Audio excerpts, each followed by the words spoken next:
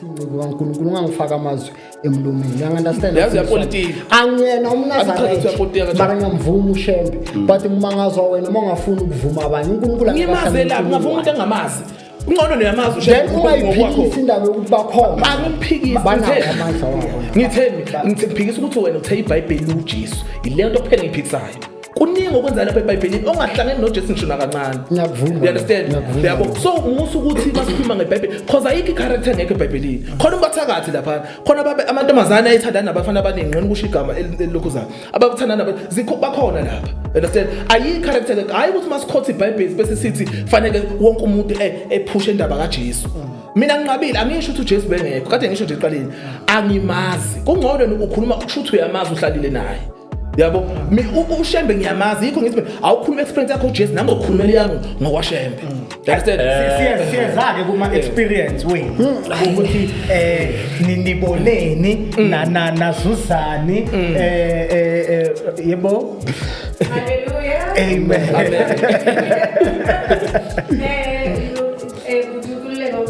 Ngithanda i-question yakho or the way ubuza ngakhona ukuthi umuntu nomuntu manje akasho ukuthi mina ngikaShembe ngiboneni, mina ngumzalwane ngiboneni, mina ngikaKhanyani ngiboneni. Yabona, because of I think akaShembe kunaboShembe abaya like ngathi Shembe kunalabo abangathi baku Christianity and kunaboShembe laba baku culture or amadlozi like hayi kuhlenda wekho amadlozi akusetshenzwa amadlozi kuhleni. Okay kuno baba lo umbuzo okahle kakhulu akachazele because manje ulokho ekhotho uPaul usho ukuthi kahle kufanele silande uPaul esichazele because uPaul usho ukuthi experience ngoJesu yena eyakhe iphi ephathekayo uphethene ezandleni. Understand ukuthi kupho ongasitshela khona ukuthi cha mina ngangenza lokho wafika futhi uJesu noma mhlawumbe watshelwa ngaye asichazele nje lokho naye ubhuti esichazele uphethene esandleni. Khona umbuzo obuzile ngenxa ukuthi but bakhona abashumayela noJesu bese bahambe baye kwezinye indawo for ezinye izinto. Ngicela sifunde incwadi kaIsaiah chapter 14 lithi iBhayibheli mhlawumbe masingayithatha from verse 12 isihloko sakhona sithi the fall of Lucifer. Siyasasonga istory sika Lucifer. Angeke ngize ngilanda ibackground isikhatha asinaso. From verse 12 ithi how you are fallen from heaven, O Lucifer, son of the morning, how you are cut down to the ground, you who weakened the nations. For you have said in your heart, lalela, ukuthi utheni yena, makeqeda ukulahlelwa phansi emhlabeni, uLucifer. I will ascend into heaven. I will exalt my throne above the stars of God. I will also sit on the mount of the congregation, on the farthest sides of the north. I will ascend above the heights of the clouds. Lalela makevala verse 14 uthini uLucifer. I will be like the Most High. And among my back uthi aim yakhe after ewisiwe from being uLucifer. Uthi ngingawiswa nje but ngine motive, ngine agenda, ngiziphe assignment ngifuna ukufana noNkulunkulu. Usho kanjani Satan? In as much as ngiuSathane, I don't want to be worshipped as the devil. Ngifuna abantu babebona mina bangibone njengoNkulunkulu. Ngamagama ngizongena phakathi esontweni. Yabona? Ngingene that's why uzothola ukuthi kuba khona uMasande angenze umzekelo nje ngami. Ufuna siba ndikhona ndinguMasande ndithi uYesu Kristu inkosi. But abantu andibakhokheleli kuYesu. But kuba ndiyazi ukubana it's going to be easy for them to believe that I'm ministering what is right for them. Mangabe ngise pulpitin ngibiza uJesu. Whereas ngiyazi ukuthi mina khona la ngizoya khona ngilande amandla khona nezinto futhi engizosupplementa ngazo lento yami. For instance unganotice ukuthi abantu abenza kanjalo abaloba shumayela uJesu mara bengamphili kahle ikhona into bekwayo ukuthi izinto zabanye ziya exaggeratewa nje uyabona sekungene uSathane because ufuna ukuba uNkulunkulu akajabula abantu babemkhonza njengoSathane abantu babeganga bebulala abantu bedlwengula akwanele kuye ufuna ungene esontweni kushunyayelwe mara kube kushunyayelwa kulahlekiswa abantu kube sengathi abantu basuka kuNkulunkulu kanti balethwa kuye, then this assignment ka verse 14 la sifunde khona izobe sey accomplished. Hayi sangena ku sermon manje. Woman of God before ngithethe labo bhuti futhi. Lothi inkululeko. Okay. Yabona kade esayichaza. Vele yabona cause ngiyabona ukuthi bacabanga ukuthi uShembe umuntu. You understand? uShembe koqade ngisho lo uyayifikela kubantu. Abantu baka Jesu bakhuluma into ebayifundile. You understand? Ukuthola umuntu wafundiswa ufana nomuntu osheliwe. Wathi cha wamqoma lo muntu loyo. Understand? Cause into oyifundi yikho ngeke ngibuza ukuthi mina ukwamphupha yena uJesu ukwambulela dlela thize ngaphandle ukuthi watshelwa kakhulu ukuthi cha lento kanje. Understand? Ilezi into engijwayele ukuyibuza bona, but angisho mina ukuthi uJesu wayengekho. uJesu mina ngimazi, mina personally angikwazi ukukhuluma into engingayazi. You understand? So ngizokhuluma ngobani mina ngoShembe because uShembe ngiyam-understand ufikile 100% kaningi. Futhi mayifika ufika kubantu abaningi akafiki mina kuphela. Baningi abangitshela mawungangena eNazareth betshela ukuthi hey mina ngangayifuni lenkolo. But nakho ngibiziwe baningi. But okaJesu akekho engangamuza ukuthi wakwamphupha. Omunye uzokutshela ukuthi wayemlungu, omunye utshela ukuthi umuntu omnyama. I-debate nize debate ngishona nani phakathi. Ngicela ukungena. Mele ngize ngimphuphe. Cha ilokho really masangasamphuphanga ke ukholwe kanjani awuchazela ukuthi yini ukuthi but kuyasiza ukholwe kanjani asize la uthi unceku inkinga yethu si uShembe sicabanga ukuthi umuntu mina angikhuluma indaba kaShembe ngiyazi angicabangeli ngoba angikho kuyo angiyazi engikhuluma ngokukaJesu if okukaShembe align nokukaJesu then abantu labo bayalahlekiswa basiwa kuNkulunkulu. If okaShembe align nokukaJesu nokuKristu. If uShembe ukhona at the sacrifice of uJesu kumele acinde uJesu angabi at the expense yabo at the expense of Jesus, then uShembe unale and void. Ngoba phela awukwazi ukuthi wena ncike yenkosi uhlukanisa uJesu noNkulunkulu sengiyiprovile lento le. Yabona? So mina angeke ngize ngikhuluma ukuthi uShembe umoya uShembe ufika kanje ebantwini angikwazi. But ngiqala ukuyi-entertain indaba kaShembe uma ngabe ithi ikhuluma ngeBhayibheli, the very same Bible bayalifunda. Yes, the very same Bible abayifundayo bese futhi benze futhi uJesu abe non-existent to them.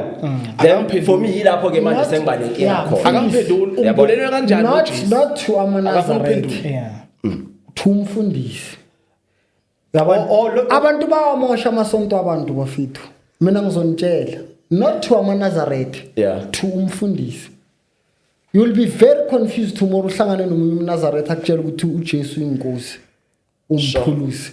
Umfundisi kahle kahle kumele ayekele isonto lakaShembe ayikhuluma. Akusumfundisi mina. You understand because uyalimosha. You understand? Let me explain something. uJesu uthiza abayohamba enyathuleni zakhe. Lokho bekakenza bona kancane bazoyenza ukukhulu. Umfundisi uthi uma uthwele ubonakala ukuthi sowushumayela ukudlula uNkulunkulu uJesu. Right? Let me say something. uJesu usho kanjalo uthize masingamsala emuva sambe ngendlela zakhe soyenza imanga endlula lezi wazenza. You look at yena uShembe lakhuluma ngaye. You understand? Makuba nama gathering the whole of KZN iba mhlophe. Kagcwala nje endleleni kiwe entabeni kokona uShembe. You go and read iBhayibheli la uJesu wathi makafika endaweni kaJohana uMbhaphatisi. Everyone started following Christ. The few who were left behind with John bambuza John but John Mbhaphatisi le ndoda lokhu ifikile seyisalwa abantu abanengi emuva nalabo bebanawe nathi. Yingani yazi wathini uJohn wathi ayikho into wrong kulokho naye uyinceku kaNkulunkulu into ayenza ilesiyenzayo we are still winning ngoba silwa nemimoya hayi abantu. You understand? So you look at people like bona boShembe and people want to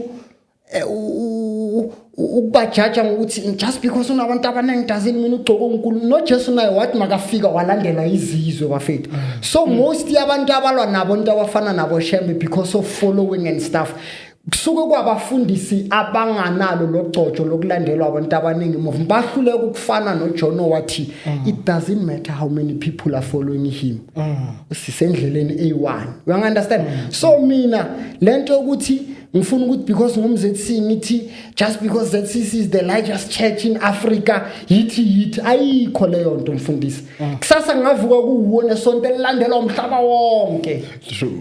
uNkulunkulu akasikhethi ngokufana but we can't say umuntu ongazange kulalwane kuthi abe khona emhlabeni owathi noma sekabula wavuka after 3 days wayesibhakabhake ngakuyela la vela khona sithi asikholelwa kuyena wayesingamphuphi simphupha kanjani umoya ongcwele if ukwazi ukuprofit if ukwazi ukuchaza amaphupho that's Jesus because wawumoya ongcwele uJesu you understand so aboshembe abolikhanyane nami nawe lo yama usasimbethe but I difference ukuthi mina nawe kwesinsikhathi mhlambe kunezinto ezinenganyani uNkulunkulu angafuni sizenza that's why asikwazi ukwenza izimanga ezicisha ukufana nalezo uJesu bekazenza noma ezindlula zona you understand but uJesu bafethu momKristu number 1 le boss okay bonke baza phansi kwakhe hayi yabona ukuthi nifuna ukusifunza into niyasifunza okwesibili ngifuna ukucorrecta la cause ngiyakubona ukuthi ezinye iexperience khona onganayo you understand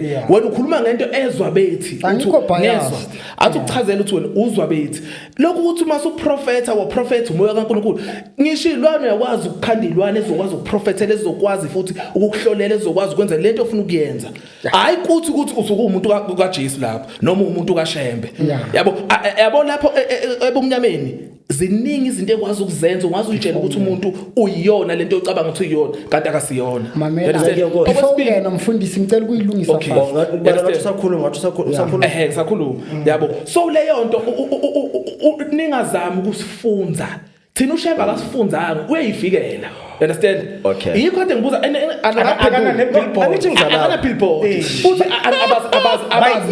abaze baphendula umbuzo ukuthi yini eyabenza bekhetha uJesu yini abambulelwa ngayo ngoJesu yini futhi into abayibona ukuthi cha cause laba futhi kahle fanele silande uPaul no Pedro ukuthi bezokhuluma because bakhuluma into abangayazi mina namakhuluma ngoShembe ngizokhuluma experience yami ukuthi mina noShembe ngichaza ukuthi wasikhipha kanjani lesasilwane kwenziwa kanjani yena uShembe wangivikela kanjani into ewufakazi nina personally into futhi engayiprove futhi lokho za understand nina fanele sibize obani futhi fanele sibize uPedro because bona ba understand mawulokhu uthi uyakhuluma lokhu ngikhothela uPedro lokhu futhi fanele sibize uPedro mamela ngafundisi before ungene ngiyacela uzongena mfundisi I'm not denying uShembe I'm not denying any man of God but I'm against indaba yokuthi kumele sithi ubheki cannot be bheki alone banenge abantu abafana nobheki nebandlula ubheki angithi mina uShembe akasinceku kaNkulunkulu ungangifaka amazwi emlomeni you understand angiyena umNazareth mara ngiyamvuma uShembe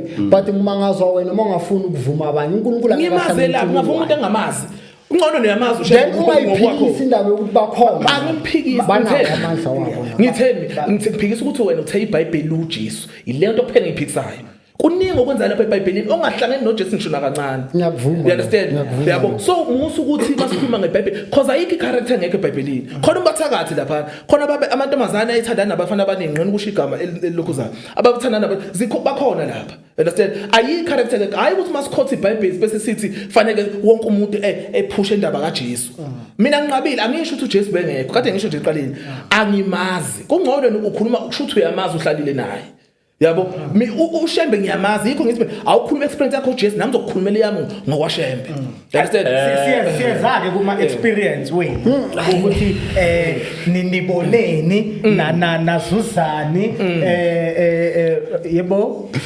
haleluya amen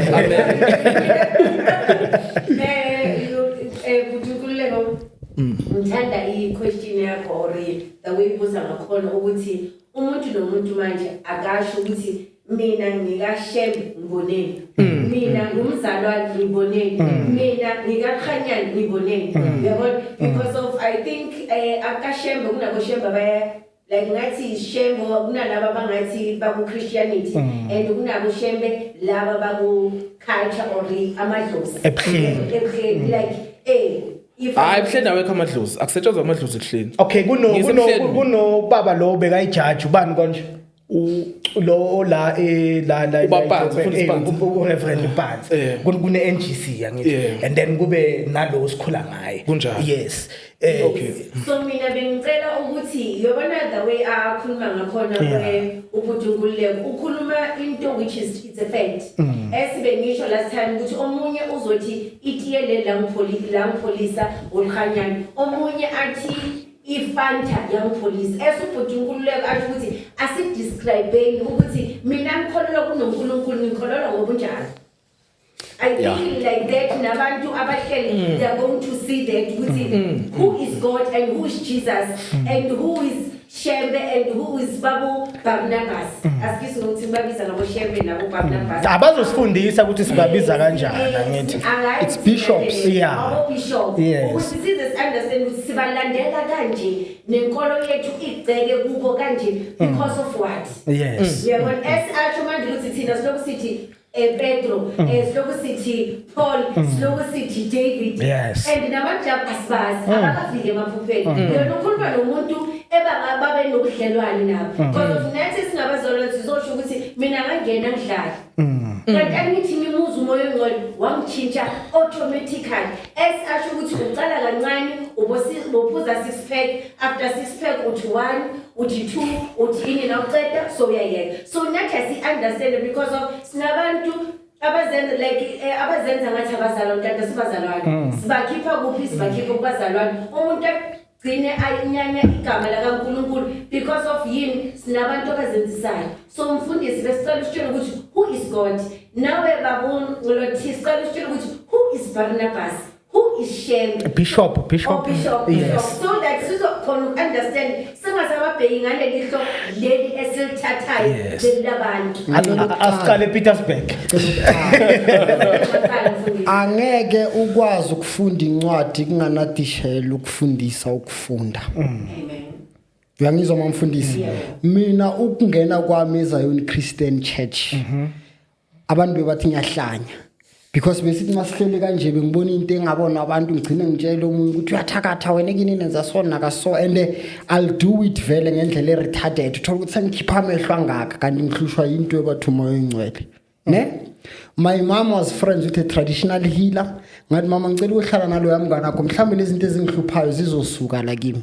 I went to stay with that lady. Lo yasisi wayithi makaphumila yokunceda abantu.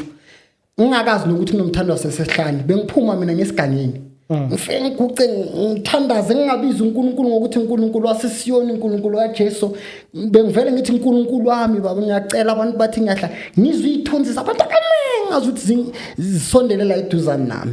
You understand lesikhathi ukuthi kenzakalani ngami apha until ubaba zongithatha ngeSiyoni bangitshela iSiyoni ukuthi lesikhathi uthandaze igangeni uzwa ama presence umthandazo wakho awuthinta izulu ingilozi azidilika from ezulwini zizokumamela because umthandazo wakho bokumthandazo weqiniso you were praying in truth and in spirit hayi njenga namhlanje sesiyathandaza mara uzicabangela into zakho lapha benginenkinga eserious you understand so okusho ukuthi ngangikwazi ukuconnecta noNkulunkulu before iZion Christian Church but iZion Christian Church had to teach me how to align my spirituality. When I look at the bishop of Zion Christian Church, I see a spiritual leader. He's more like my spiritual father. Ufana nonotisha ongifundise le ndlela engihambayo.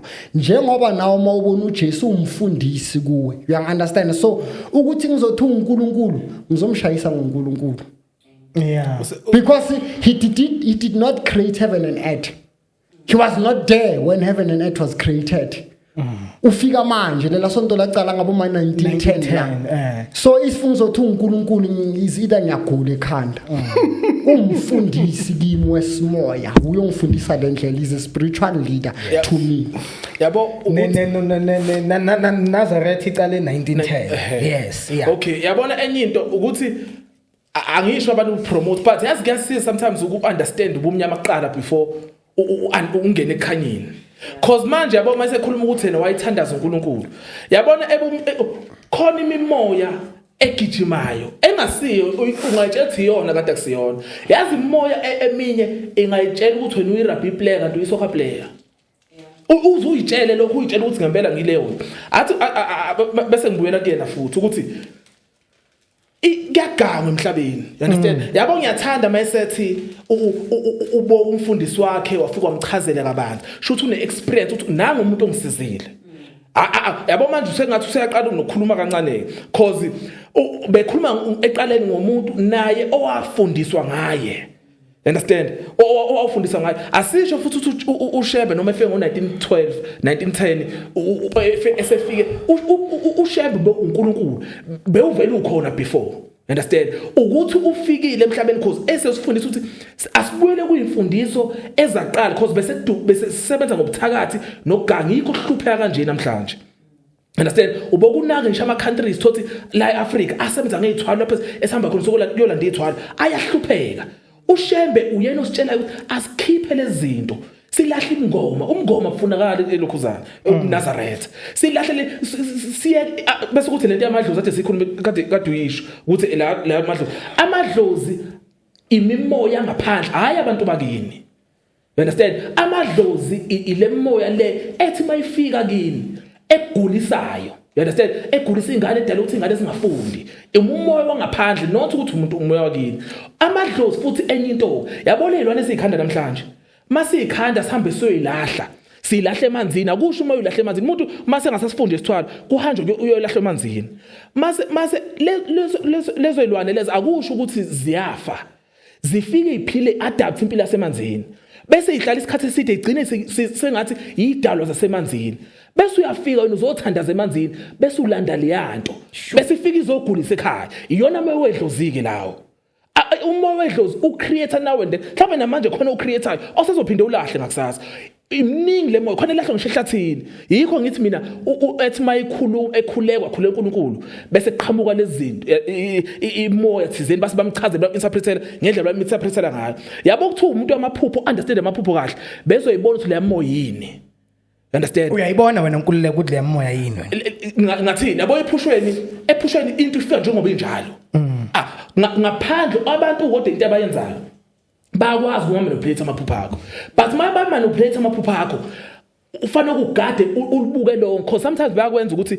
mhlawumbe bethatha into yakho awudalelweyo mhlawumbe isiphiwo sakho besithwebule besifaka isigujini besebenze ngaso bese kuthi ke bekhanda something isilwane ukuthi lesilwane besikhandi sisho ukuthi bazosinika wena ebusuku usuzophupha ngathi uyisangoma uzophupha uhlala uphupha ini ugcina usufocus kulento kanti thatha into yakho bafuna ube busy abanye banika utshwala sothi umuntu nje wathola imali uphuza utshwala akayi ngisho thothi uyolungisa into zakho kahle understand so ileyo moya ke leyo ethiwa imoya yamadlozi so futhi Nkululeko uthi amadlozi kahle awekho amadlozi akhona because imoya ikhona exist like angithi ngizwa lana uthi sometimes uthola ukuthi bayakuthatha la kuthwele uyothatha kulahlelwe emanzini then nami sengeza bathi hayi ngozothatha in or ngiyagezwa or in ngicina sengiphuma nanesilwane lesiyana sifike siyenze maybe imkhuba endlini so how do I differentiate ukuthi idlozi leli elakamtshali yilo li right or idlozi lokuganga okay yabona ke into efana kuyigadeke lapho yabo malifika idlozi abantu bathikeka la idalwa zakini uma wakho omkhulu bakho idalwa zakini ngekushintsha ukuthi umkhulu wakho whether uyakholwa kuphi nakuphi ngekushintsha ukuthi umkhulu wakho ngekushintsha ukuthi uma wakho idalwa lezo idlozi ikwazi ukuthi mayifika kuwena izenze umkhulu wakho you understand iyakwazi ukuzenza umkhulu wakho iyakwazi ukwenza into wena ohlezi mhlawumbe uthi hey dumelele ukukhuluma mama mede iyakwazi ukufika ebusuku izenze leyo mamede but into ofanele ukuyicheck iyodwa fanele ukucheck environment isikhathi esiningi iphupha maliza nokunyama aqanjwa makumnyama uyabona into fanele entertain ngisho kuthiwa iza negolide iza nokunyama fanele kube nelanga ujabulela amaphuphaza nelanga cause uzothi uyenza lapha kube emnyama kakhulu naqala ujwayela amaphupho eza nelanga aza nokukhanya cause ngeke usathana le moya ayikwazi ukumanufacture ilanga ayikwazi ngisho ngaya even ngisho kuthiwa bakulethela sona ebusuku once umaselangeni phelelwa amandla liyazonda ukukhanya isilwane yikho abanye makuthiwa ngiphuphe ngigijima ebumnyameni ngathi ngiphume elangeni hayi ngisasibone isilwane because yakuzonda ukukhanya lithi he separated the darkness from the light but futhi idalwa zethu akusiba amadlozi idalwa zethu uma bethu leyo ngeke kushintshe uthuma wakho ngeke kushintshe ubaba wakho ukuthi le moya leyamadlozi iyona ekwazi ukuyikhanda ifike ngathi ubaba wakho umkhulu wakho bese uyiseva lo moya ugcine ube uNkulunkulu phezulu kwekhaya senigcine senikhothama kodwa nitshe sinenikhothama kuNkulunkulu nithandaze futhi kube lokhuzana isona leso silwane leso izinto kodwa zenzeke ngokusenze kodwa ipeace ayitholakala bengaqamba manga abantu ipeace ayitholakala laphana ulwa 24/7 ulwa 24/7 la game akulalo kule game sebengaqamba manga abantu ku TikTok bantu bethi hey thina mina umbona umuntu hayi mina ngikhulekile akhuleko la game uhlezi ugadile futhi uhlezi abanye beze begade ngisho imsamo yakubo ukuthi makuzohlisa imbuzi naye fanele sengatshelwa kube yena ugijimela phambili othenga imbuzi othenga ini cause ugadile uyogade kuzobe nini Masande ipeace kulento aceda ukuyichaza nje uNkululeko sithola kanjani angithi phela Jesus Christ according to the word of God is the prince of peace. Yeah. Anything that does not embrace and glorify Jesus, it can never have peace. Yeah. That's why uzobathola ukuthi banayo yonke inceba abantu bebayifuna nje bayithola ngendlela zabayithole ngazo but uthola ukuthi omunye mhlambi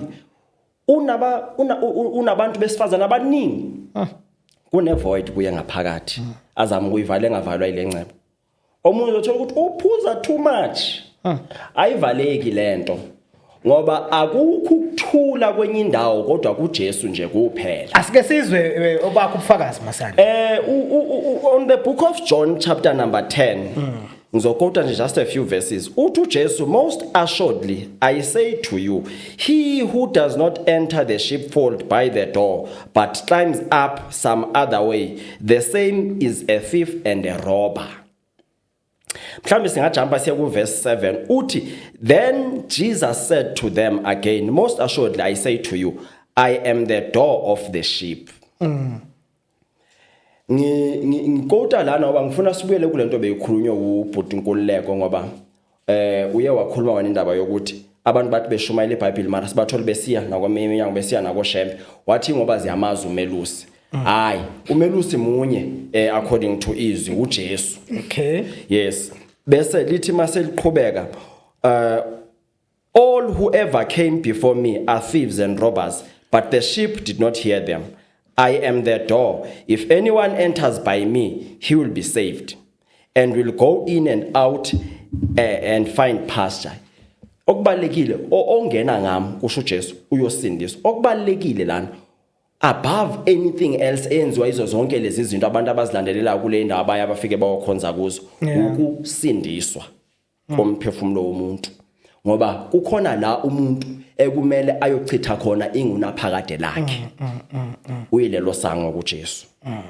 Masande So okay khuluma so we cannot say ukuthi angeke sithi sizazi ukuthi sine eternity ekumele siyolichitha somewhere bese siignore indaba kaJesu and yethu uJesu la besiqale sakonta khona ku John 14 verse 6 uthi I am the way the truth and the life manje uthi yena uyilo isango asikwazi ukuthi ngoba impilo esiphilayo ayipheleli la njoba siphila lana kusekhona ukufa okuzayo then there is life after death.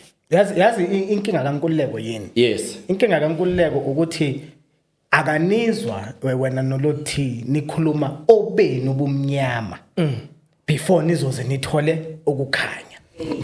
Yiyo kahle into emsobholisayo ukuthi awukwazi ukuvele sokuthi ngisekukhanyeni and yini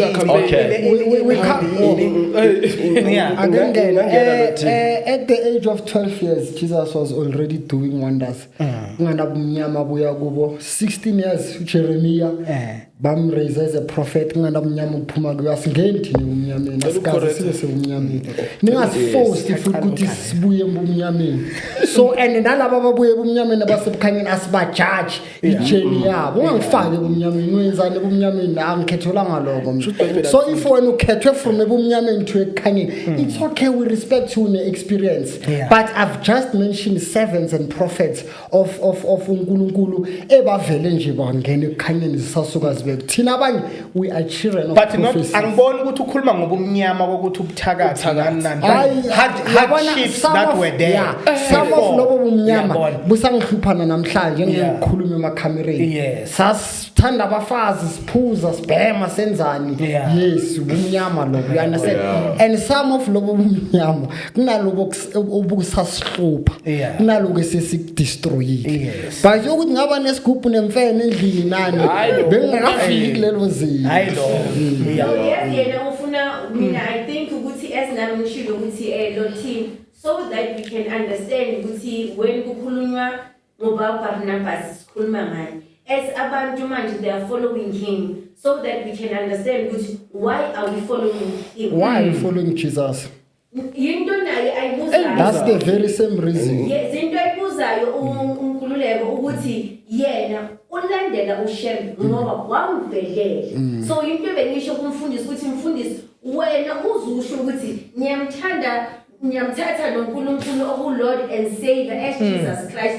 Uboneni umphuphile uzwe abakhuluma ngaye or kube nani le ekenza ukuthi uthathe this final step ukuthi noma uza ku podcast uza neBhayibheli uNkululeko akaphathanga iBhayibheli bese experience yabo experience kakhulu yiyo ebonisa ilight Yes. so abakhuluma nawe ngeexperience yakho ukuthi noNkulunkulu lo khuluma ngaye abanye bathi wasebelungwini abanye bathi iPakistani wena noNkulunkulu lo uthubani. Ngiyabonga yabona umbuzo okahle kakhulu akasichazele because manje ulokho ekhotho Paul usho ukuthi kahle kufanele silande uPaul esichazele because uPaul usho une experience ngoJesu yena eyakhe iphi ephathekayo uphethene esandleni understand ukuthi kupho ngasitshela khona ukuthi cha mina ngangenza lokho wafika futhi uJesu noma mhlawumbe watshelwa ngaye asichazele nje lokho naye ubhuti esichazele uphethene esandleni Uphethene esandleni angiqale la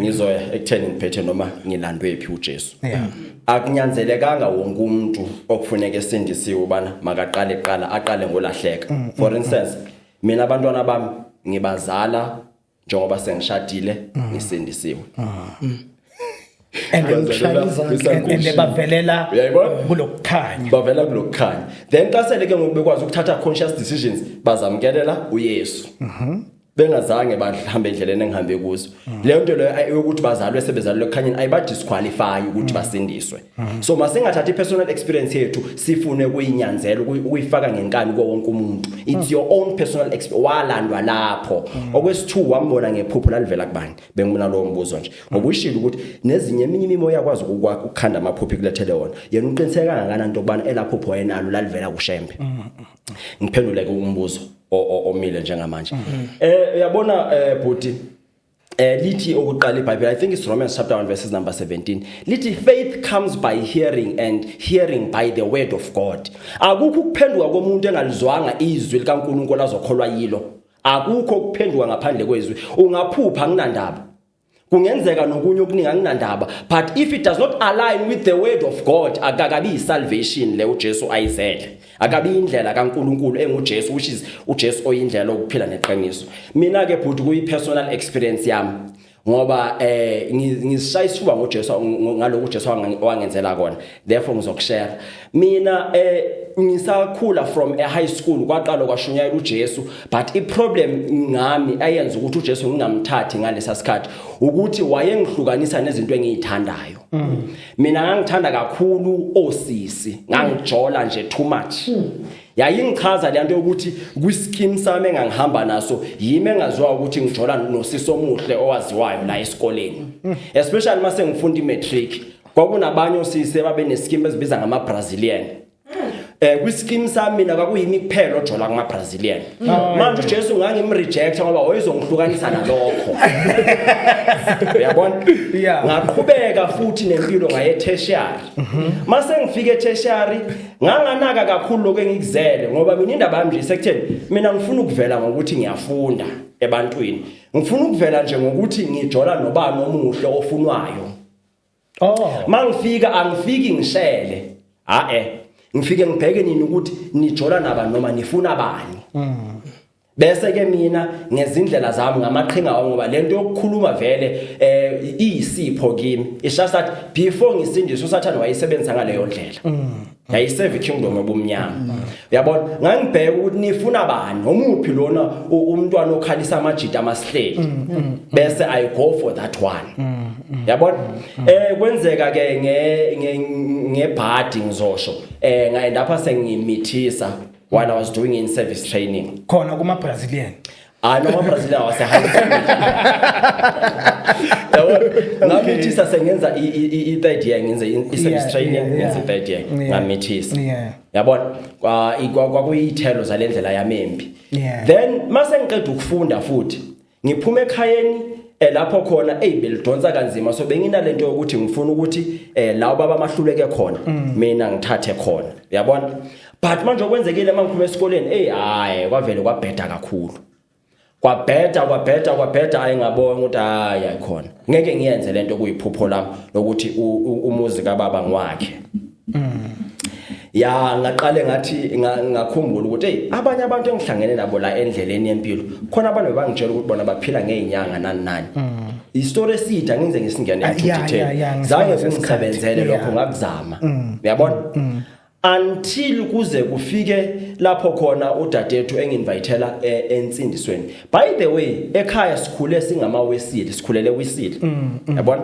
Methodist Church of Southern Africa but ke ekhambeni kwendlela izodla isikhathi lezi zinto mangena no I think IDS lapho khona seka ngi-invite khona ngi-invitela khona kwisonto le salvation I was like hey man icon iminyaka iyahamba impilo ayishintsha ake ngiyozama lento ngangifika lapha ngafika kushonyelwa izwi mina that's what convicted me umfundisi wayeshumayela izwi linguKristu yabona then ngazi ukuthi man sengizamile okunya kungisebenzelanga and manje ngiyafuna ukuthi ngiphile uyabona ngiyafuna ukuthi ngibe right ngangena ngaleyo motive yokuthi ngifuna ukuba right empilweni ngifuna ukusebenza ngifuna ukusupport ikhaya lami ngulo Jesu oshunyayelwa ngakholwa lezi nasi isixazululo sempilo yami yabona ngamamkela ngenza that salvation prayer but mase ngiphakathi ngathola ukuthi actually uJesu is more than lezi zinto engizifunayo uJesu